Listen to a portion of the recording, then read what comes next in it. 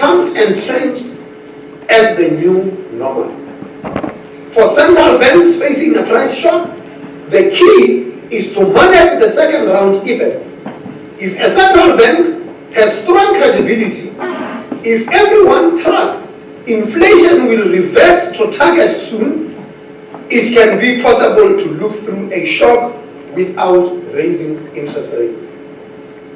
But the look-through strategy has pitfalls.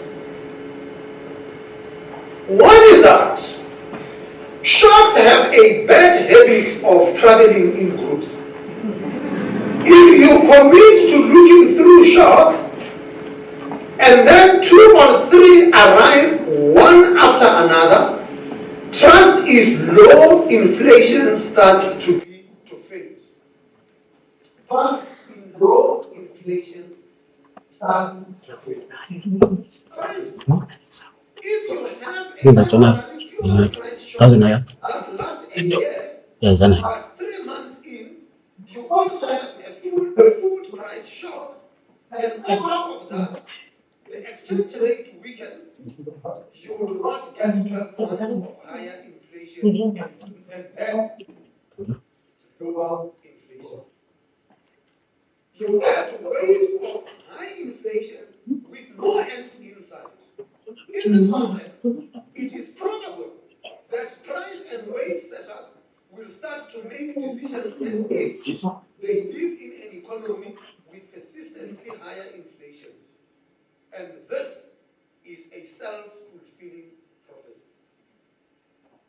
Another pitfall is that committing to a look-through strategy ties your hands. The future is full of surprises. If you keep your options open, you can easily change course when surprises happen. If you give away optionality by insisting that you will ignore shocks coming from the supply side, the pivot becomes more embarrassing. You can end up sticking with the wrong strategy for too long. The last thing you want to do is insist that only demand-side inflation matters for monetary policy and never supply-side inflation. Supply-side shocks can move expectations, and countries can develop inflation problems without ever facing clear demand-side pressures. For this reason, central banks have done better by taking responsibility for inflation in general rather than trying to ignore shocks. The famous example is the German Bundesbank, which did better than other major central banks like the US Federal Reserve and the Bank of England at managing the inflation pressures of the 1970s and 1980s. Indeed, the superior performance of the Bundesbank was important for the development of inflation targeting. A third problem is assessing the starting point correctly. If you say you are going to look through shocks, that is usually understood as not raising rates. But as economists, we know that real interest rates matter. It is not just the nominal interest rate, but the rate adjusted for inflation. If your starting point is a loose stance, and the real rate then falls further as inflation rises, that is a very different policy setting to a starting point with a tight stance. Do nothing can be bad advice for one starting point and good for another. These pitfalls were all on display during the post-COVID global inflation surge. It was not just one shock. It was fuel and food and supply chains and exchange rates all together. Policymakers and commentators got into a big debate between team transitory and team persistent. Sometimes people were so identified with their positions in that dispute was hard to acknowledge new data. And the starting point was very loose monetary policy to deal with the COVID-19 crisis. In South Africa, we had the lowest policy rate on record. For all these reasons, it made sense to raise rates, and countries that delayed tightening regretted it.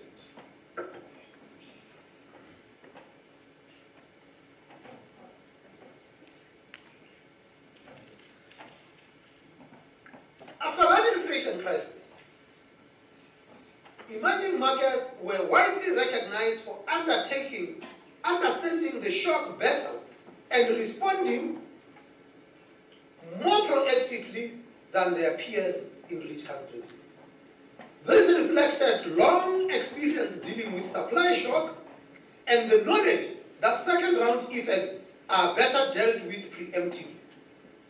If you delay, by the time the second-round effects manifest, you are behind the curve. And you need to move more aggressively to try and catch up, which creates extra pain.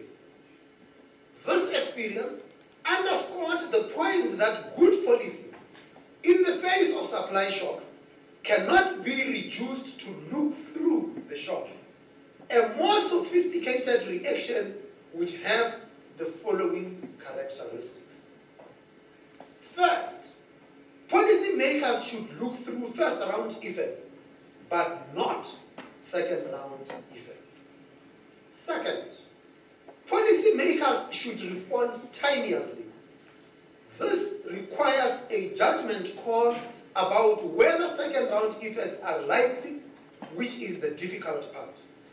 But there are clues. Second-round effects are more likely when there are large and overlapping shocks. Second-round effects are also more likely when inflation expectations are not well anchored at the target. Third, policymakers should assess the current stance of policy and decide what that starting point means in the context of a shock. Applying these guidelines, what can we say about South African monetary policy at this juncture?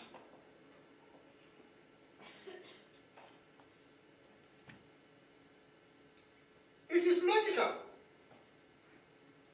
to begin, of course, with the starting point.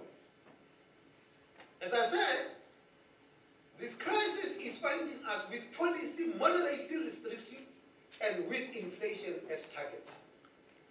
Real rates may be falling as inflation rises, but we also have tighter financial conditions.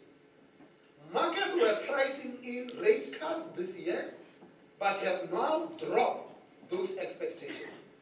For example, the one-year Treasury bill rate was 6.95% at the end of February and 7.76% at the end of April.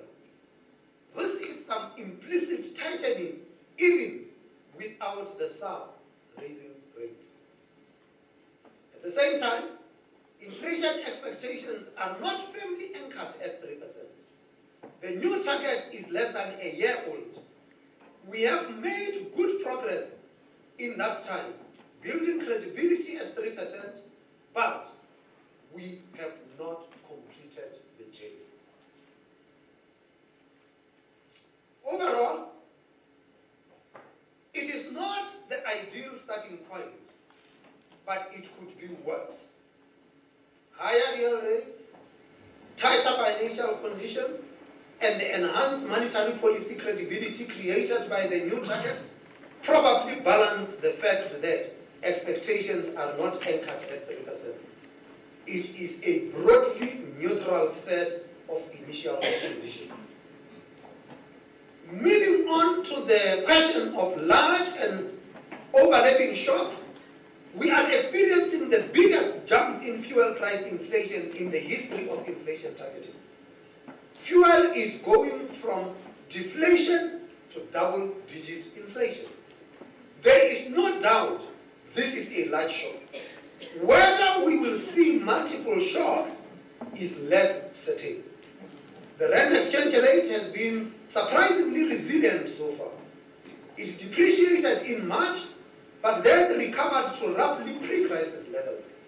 Many of our peers have had similar experiences. The broad resilience of emerging market currencies may well be due to weakening global trust in the US dollar and the need of investors to diversify portfolios. It is not that they are abandoning the dollar, but nowadays no one wants to be all in on the dollar either. Exchange rate dynamics, therefore, look somewhat reassuring, but it will matter that the other central banks, what the other central banks do. It is hard to sit out a global tightening cycle. A bigger problem is food prices. The Middle East conflict has large implications for fertilizers and diesel, both critical components of food supply chain. We are also looking at a possible El Niño pattern next year, which means drier growing conditions in Southern Africa. Consistently higher food inflation on top of the fuel shock could pose serious risk to inflation expectations. In these conditions, we will be studying the data very carefully, both to assess how these variables are playing out and to see if there is any evidence of underlying inflation starting to move. We can look for this evidence in measures like surveys of inflation expectations, wage indicators, and core inflation data. Complicating the task is the problem that global conditions are highly uncertain. The shock is only about 2 months old, and at any moment there could be some news flash or social media post that causes a big move. Negotiations could be off or they could be on. The Strait of Hormuz could be open or closed again. The next move could be devastating attacks on civilian infrastructure, or it could be a ceasefire. Given the risks to inflation and the uncertainty, it makes sense for us to keep our options open. In our next few meetings of the Monetary Policy Committee, we will have to make tough decisions about whether second round effects are coming or whether we have enough space to look through. As ever, we are not going to pre-commit to a path and give up optionality. We cannot offer certainty about our next steps. Instead, we want to maximize certainty about where inflation, specifically that it is going back to target. To support this, like many other central banks, we are finding scenarios helpful. For these exercises, we lay out different possible futures and then show how policy is likely to respond. The idea is to clarify the reaction function so our stakeholders can then watch how events unfold and understand how we are likely to respond.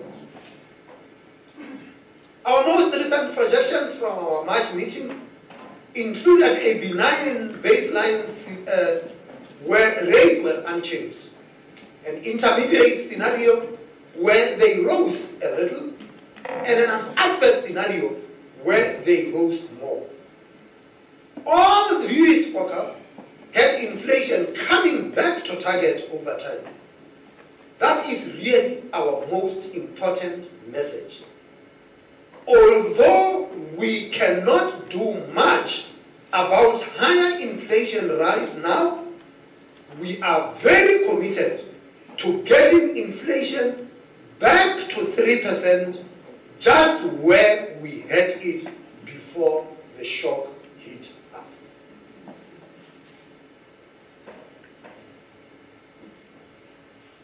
Ladies and gentlemen, to conclude, there is nothing South Africa did to create this problem. At the same time, it is our problem to deal with. As a small open economy and as an oil importer, we are going to get hurt. Our job as policymakers is to minimize the pain, keeping focused on our long-run objectives. It is unfortunate that this shock is hitting during the transition to the new lower inflation target. Until now, that transition was going about as smoothly as we could have hoped. It seemed we were going to complete the disinflation soon, perhaps this year. Now this process will take longer. At the same time, it is a big plus to go into this shock with record low inflation expectations and monetary credibility as strong as it has ever been. If we do have to raise rates, it will be to sustain low and stable inflation and all the benefits that it brings. The lower target helped give us lower borrowing costs and a stronger rate. Some of those gains were reversed with the shock, but not fully and not for long.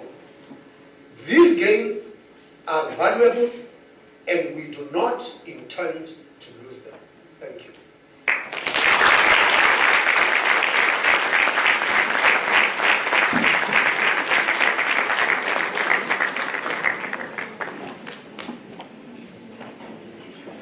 Thank you very much to the Governor for that very insightful talk.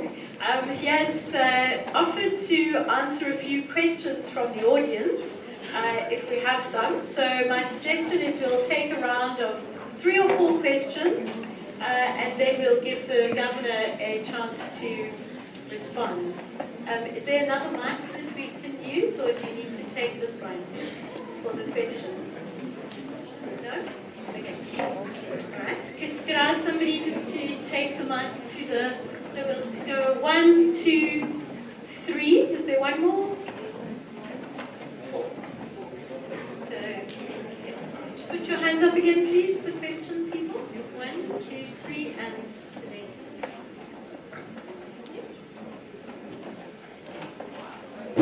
Yes, President.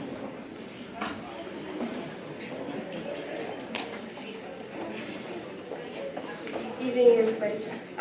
So my question is about policymakers focusing on the first round of effects. So if policymakers focus on the first round things, is it to match the effects in the economy and to the people? If so, what will be the effects since the legs are part of it? And then what should we do if those effects come in multiple rounds after the legs?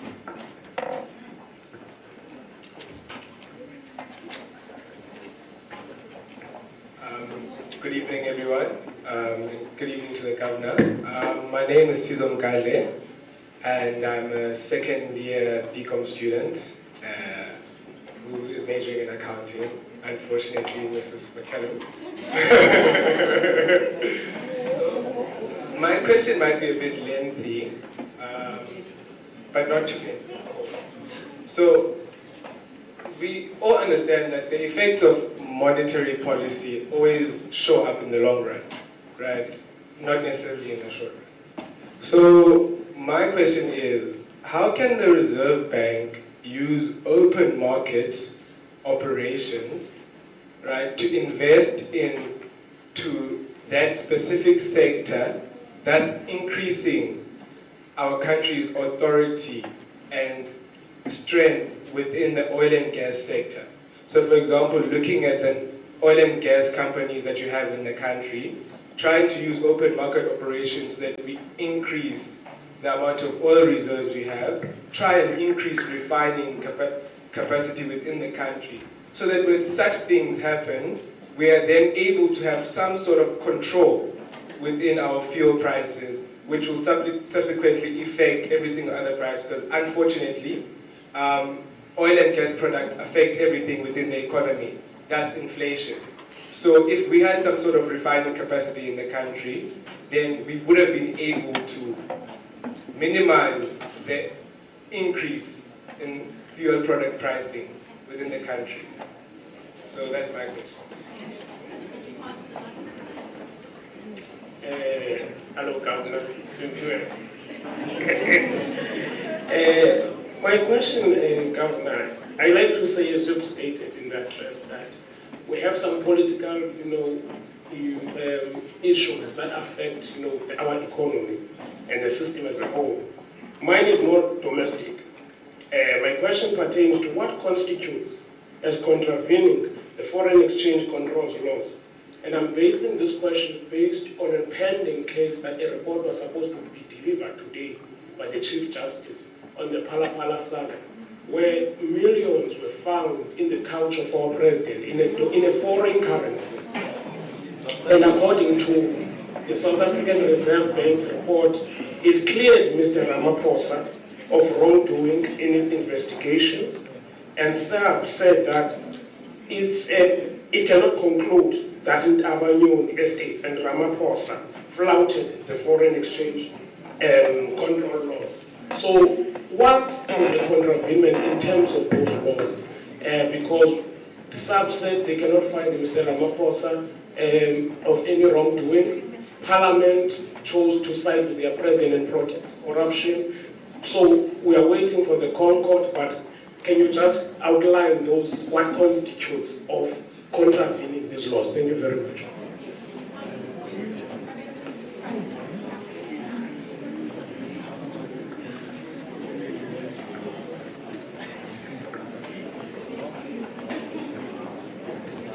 Good evening, Governor. Thank you very much for a very clear presentation. I'm just wondering, in policy making, which countries internationally, particularly on the African continent, do you think we have a comparable situation with?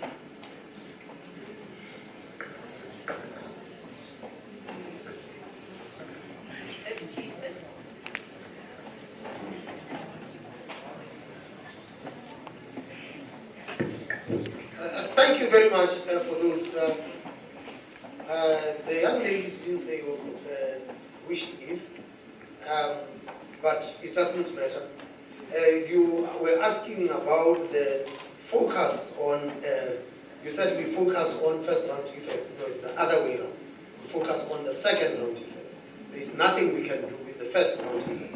Because the first round effect, they hit you now, the oil price has gone now, up now, there is nothing the central bank can do with the oil price that has gone up and now. So what you then focus on is, does the rise in the oil price lead to other prices in the economy going up? So the oil price goes up,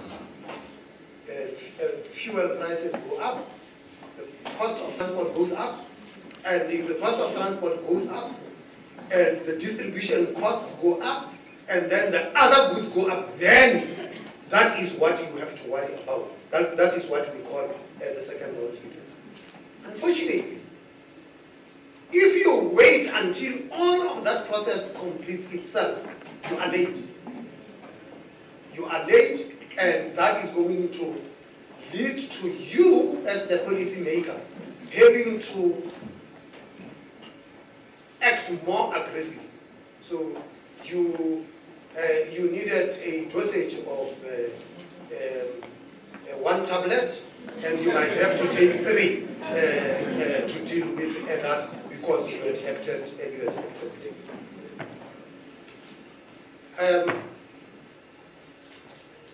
My accountant. Open market operations used differently. But when the open market operation is when the central bank buys or sells financial instruments to affect liquidity in the financial system so that interest rates converge to where the central bank would like to have them. But you have raised a very important point about maintaining of strategic oil reserves and having domestic refining capacity. We do have strategic oil reserves. The question is, how long will they last us? But understand, when the strategic oil reserves are released into the market, they are not released at the old oil price. They are released at today's oil price. So the fact that you have the strategic oil reserves only assures you of supply. It doesn't assure you that the price would be low. Ditto for refining capacity. Refining capacity only shields you against shortages when you import the refined product. But if you have the refining capacity and you can refine your own, that refinery will still have to process crude oil at a higher price. So having that capacity just assures you of supply. It does not shield you from the price.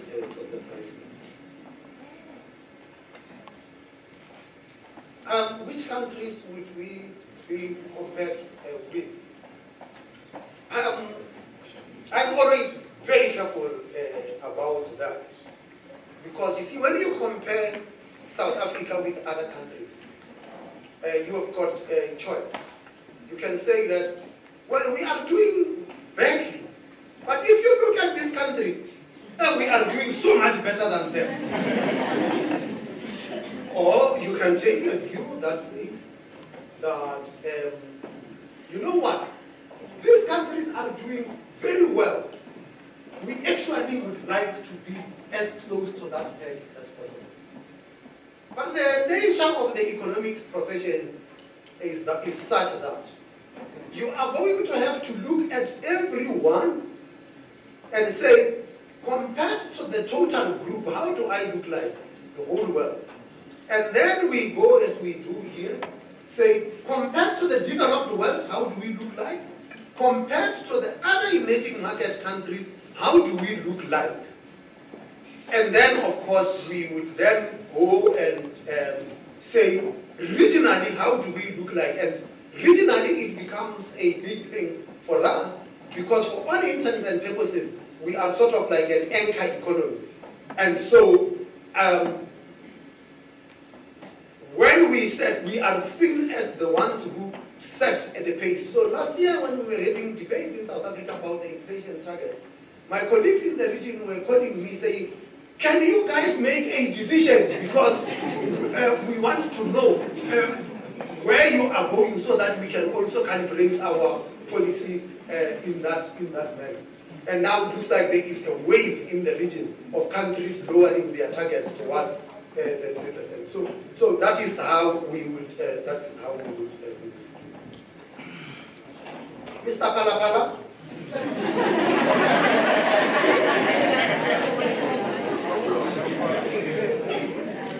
We released a report. It's part of the court papers. Our report was challenged in the courts, and when we released all the information to the court, the party that took us to court withdrew their case literally this year and said that they no longer want to pursue the case. That was the robustness of our report. It could stand the scrutiny of the courts. So, when we say, what does it take to contravene the exchange control regulations? Don't try it. Don't try it. Because if you contravene the exchange control regulations, the punishments vary from criminal official. So we issue these things in the Gazette, and we would say these amounts have been forfeited because people have been breached of exchange control regulations. That report that you referred to reached a conclusion that said that there was no condemnation, and it stands there. What the Court decides is not deciding on whether that report was it was dealing with Parliament and not with us. Yes, thank you very much.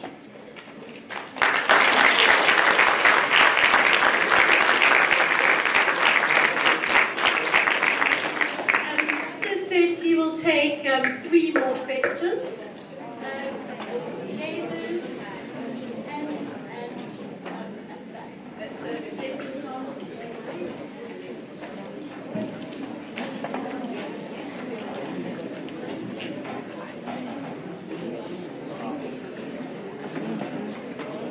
Thank you, Governor. So some of my research is showing that, I'm sorry, Dr. Devedes from the Economics Department.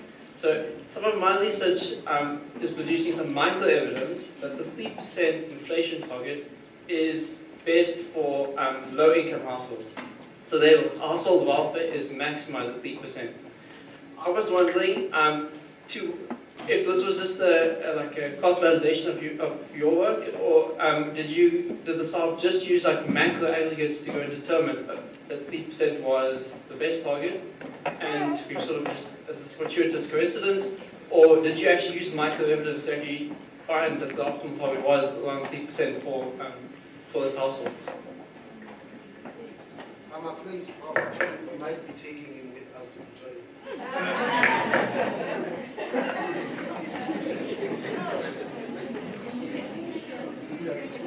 Governor, my name is Harry.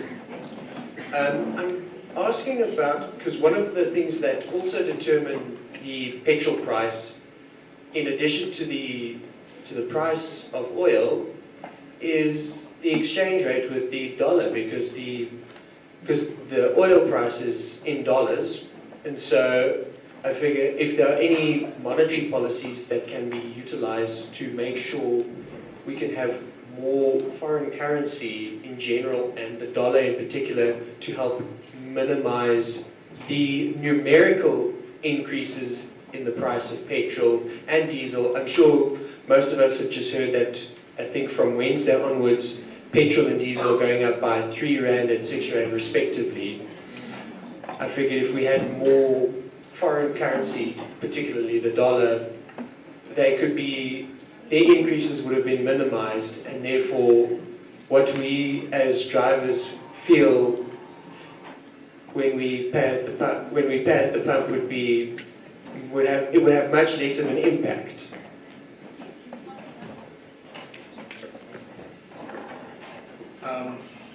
Good evening, everyone. My name is Fundo. When the Cold War ended, Governor, there was a gentleman called Francis Fukuyama. He said this is the end of history. Liberal democracy cannot be challenged.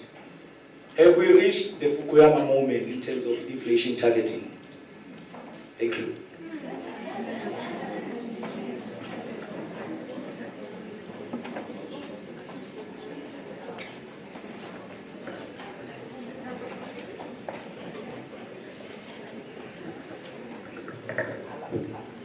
Thank you very much.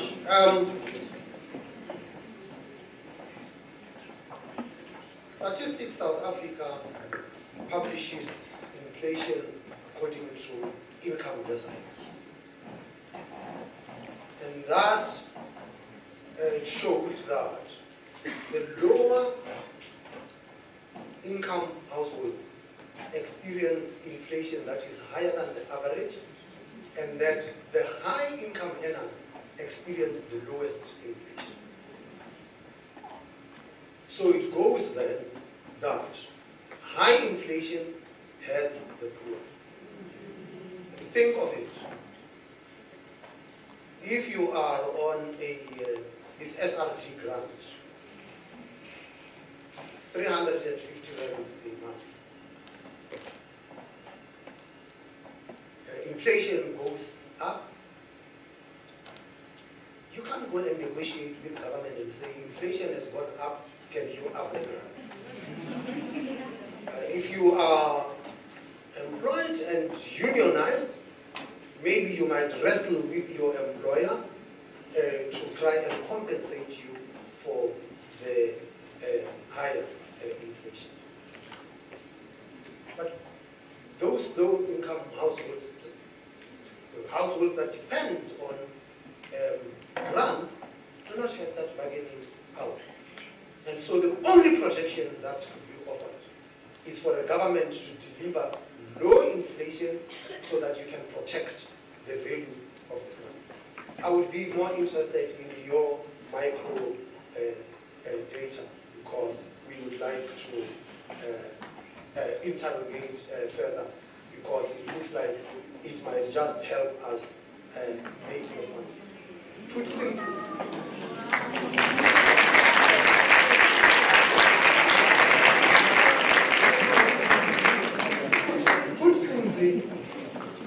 if you have got a development strategy that says that we must tolerate high inflation, you are telling us that you have got a development strategy that is against the poor.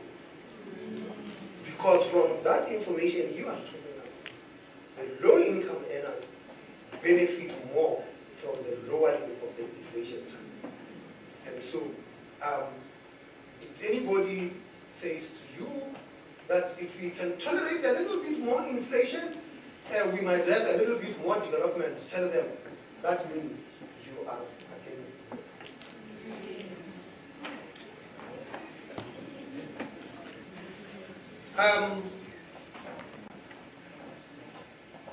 But Fukuyama said that is the end of history. Well, it looks like it is now really the beginning of inflation targeting. Because you see, with central banks now being faced with two choices. Either bad or very bad. If we didn't have inflation targeting, we would have invented it today. Because how else do you guide price formation in the economy? And when we were talking about the lowering of the inflation target, there was somebody masquerading as a professor at some university who said that 3% inflation is not suitable for a developing country like South Africa. It is more suited to the advanced economies like in the G7. And my retort was, but the G7 targets 2%, not 3%. They are targeting even lower. And it was actually striking because today there are more countries targeting inflation than those not targeting inflation. At the last World Bank survey, there are 65 developing countries that are currently targeting inflation. So it then goes that inflation targeting as a monetary policy framework is something that is now embedded in the central bank practice. FX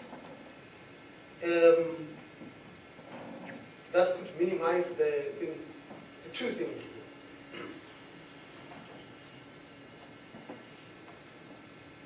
When I mentioned about the strength of South Africa coming into this crisis, I said we had inflation on target, we were having borrowing costs declining, and so inflation expectations declining, and all that, the currency strengthening, those what I mentioned. And of course, there is the other thing that we had positive terms of trade shock. The price of our exports was rising faster than the price of our imports, and so we benefited from it. There is another metric, and it is the adequacy of our foreign exchange reserves. By any metric, for the first time at the beginning of this year, for the first time, by all metrics of reserve adequacy, South Africa's foreign exchange reserves were deemed to be adequate. So, we're facing this not because we have got a shortage of foreign exchange. We don't. But it is the exchange rate that has moved. But if we check now when we said that, because we came in such stronger position, like there are many emerging markets that fall in the same category as us that came at this with stronger fundamentals, that had found that although the exchange rate depreciated, they also recovered quickly after the shock. And South Africa is in that space. Think of it. If we were caught in 2022, if you not think of 2022, you had a situation where the oil price went up and the exchange rate depreciated. That has not been the case this time. And so that has actually cushioned us. If you have time, we could look at the scenarios that we did for our January meeting. And in one of those scenarios, we were saying what would happen if the currency depreciated by 10% and the oil price rose to $95 a barrel.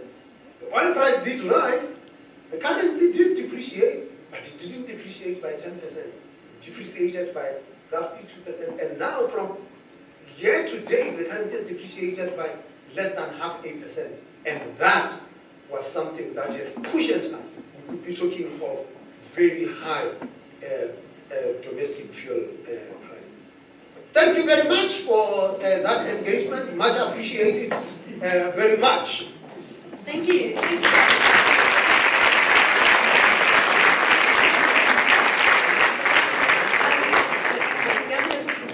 Please feel free to have a seat. I would like to call my Deputy Head of Department, Professor Sibani Sezwe Kumalo, to deliver the formal vote of thanks.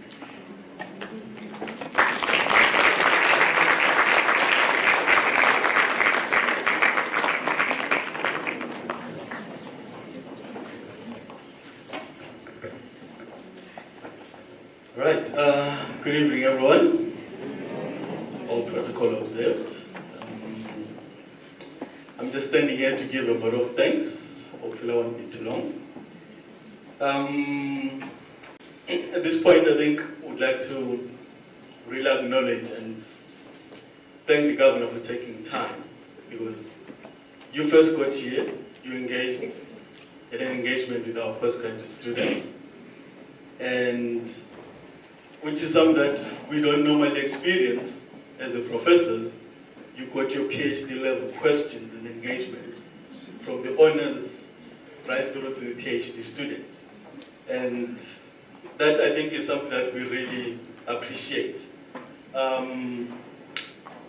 For our students, it's very important that they get to experience some of these interactions. Yes, we're in Makanda, we're slightly away from the busy cities, but you availing yourself and coming to engage with our students is something that we really appreciate. And we'd really like to say thank you for doing that.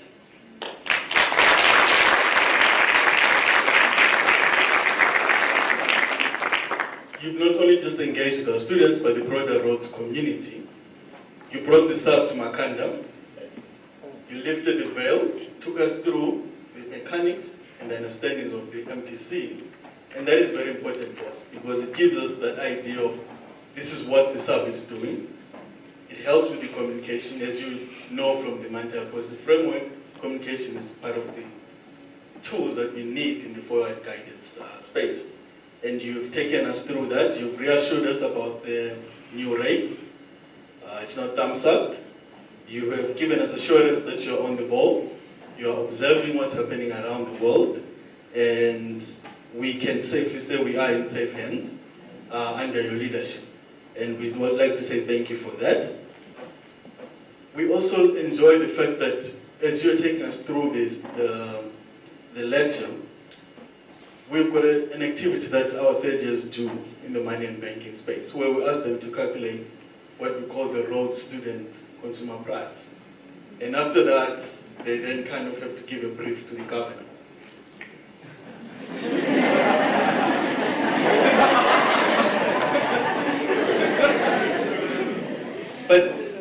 engagement actually helps them understand what goes through the governor's hands when dealing with the decision around the MPC.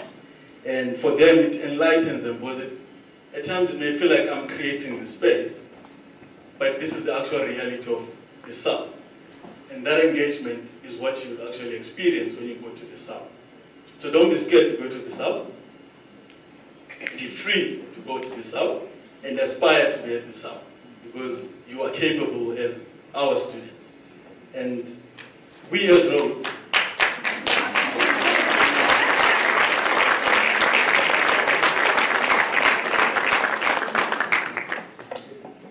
are striving to get better and better all the time. You've seen the flighting of our new masters incoming. Watch the space. But we also like to say to you, Mr. Governor, we also do need resources. And students do need resources. And for us, we appreciate further engagement with you. This should not be a one-off thing. We hope in future we'll have many more engagements, similar platforms or different platforms. We'd appreciate that. But all we're saying is let's work together to ensure that our students get the best and ensure that South Africa and Africa as a whole get the best as well as we produce more students. To everyone, thank you very much. This is lovely to see all of us coming together in this space. I know there are people also online. Thank you for sticking and going through this process with us. And I hope everyone kind of enjoyed this and kind of has learned one or two things. And Governor, I hope you also had a fruitful experience with Rhodes. This is the best that Rhodes can offer. And I hope you take it back to Gauteng and let them know. Otherwise, thanks to everyone and have a lovely evening and all the best. Those who are traveling, travel safely. Those who are going to eat safely. Thank you.